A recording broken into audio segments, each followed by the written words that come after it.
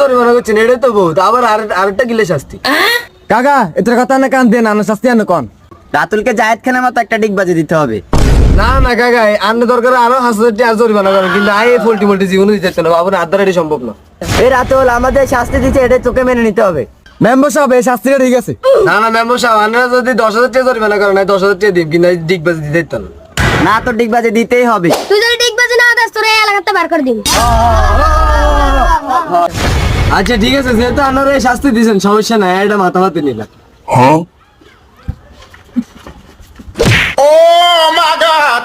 এ মন্না তুই তো লাথি মারি গিলাই। এটা লোক আর বোধ কো ভেতরে মারিয়ে লেন।